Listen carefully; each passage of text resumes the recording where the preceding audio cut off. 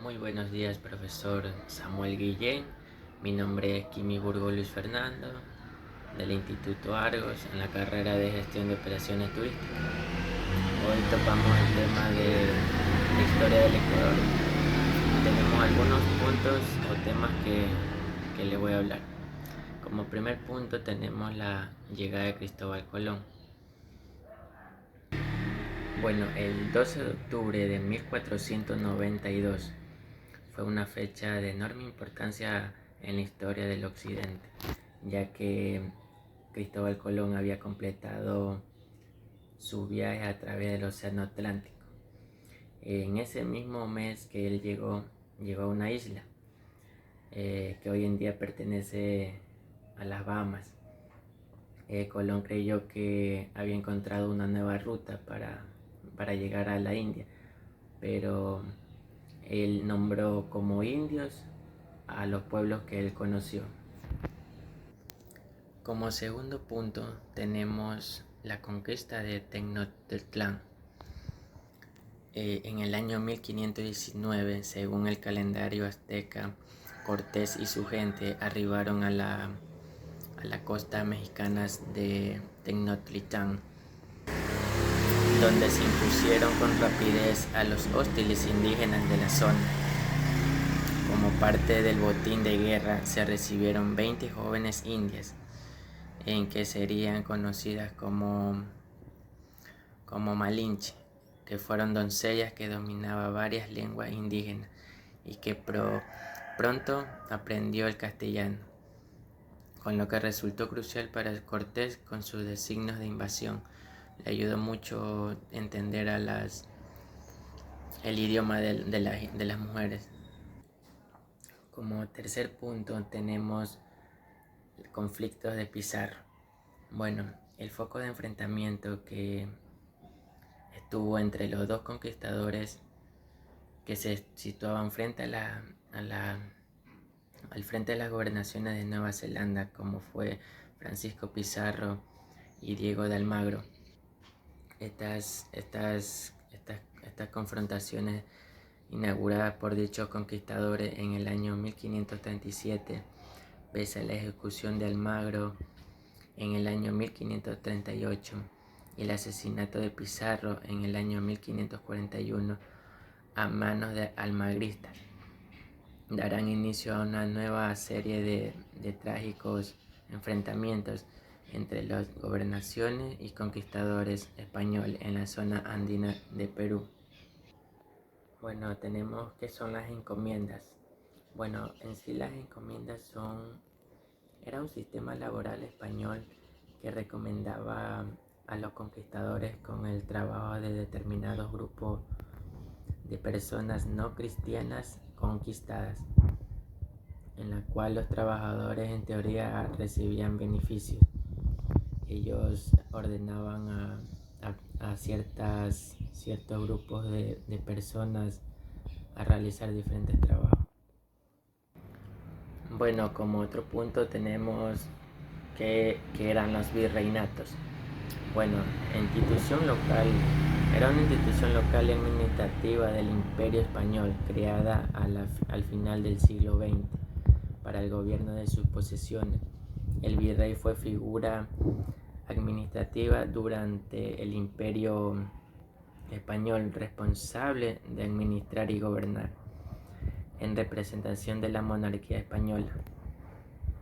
La administración de los inmensos territorios que resultaron en el descubrimiento de América y las conquistas posteriores hizo que se pensara en un sistema de gobierno.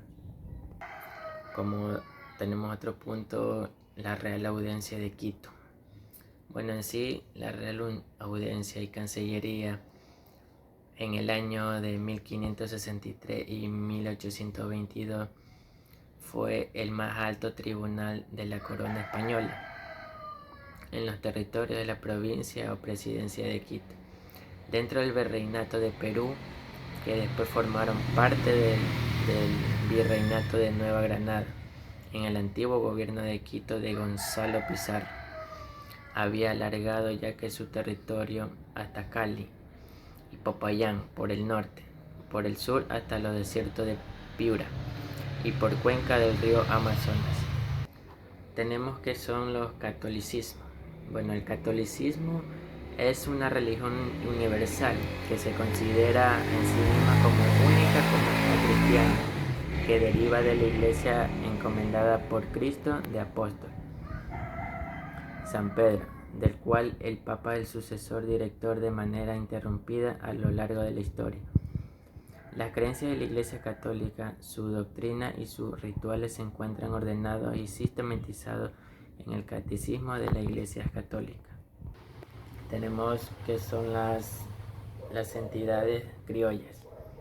Bueno, en la época de colonización europea de América, aplicado a los nacidos en el continente americano, pero con un origen europeo. A diferencia del nativo criollo, era el imperio español de un habitante nacido en América, de padres europeos, usualmente peninsulares, pero también de otros orígenes étnicos o descendientes solamente de ellos. Bueno, tenemos como otro punto las revoluciones de las alcabalas. Fue una de las primeras manifestaciones políticas del pueblo quiteño en contra de las autoridades españolas. Se desarrolló entre julio de 1592 y abril de 1593 en la época de don Manuel Barcos y San Millán. Desempeñaba el cargo el presidente de la Real Audiencia de Quito y tuvo su origen cuando Felipe II, rey de España, expidió cédula real por medio de la cual disputó el pago de un nuevo impuesto del 2% sobre la venta de permutas. Como otro punto tenemos el pensamiento ilustrado de Quito. Bueno, esto quiere decir que en varios años de diferencia entre Mejía, Espejo y Maldonado, los tres pertenecen a la misma generación que inaugura el pensamiento ilustrado en lo que fue la Audiencia de Quito. Maldonado fue el geodésico nacional, Mejía el asambleísta en las Cortes de Cádiz, pero Espejo es el ícono del intelectual completo, médico, indígena, bibliotecario y de pensamiento ilustrado, con acciones directas en las poblaciones de sus periódicos. Como otro punto tenemos el proceso de mestizaje. Bueno, el mestizaje en América se dio debido a la colonización española y portuguesa en este continente. En el caso español, la escasez de mujeres españolas en América determinó en tendencia a buscar parejas entre mujeres locales.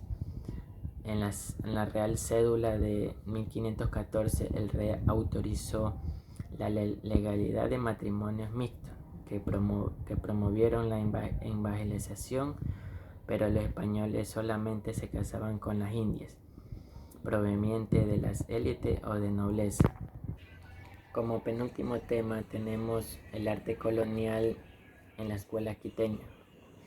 Las escuelas quiteñas, como se llamó al conjunto de manifestaciones artísticas que desarrolló en el territorio de la Real Audiencia de Quito, desde Pasto, Popayán al norte hasta Piura y Cajamarca por el sur de la Intendencia de Trujillo.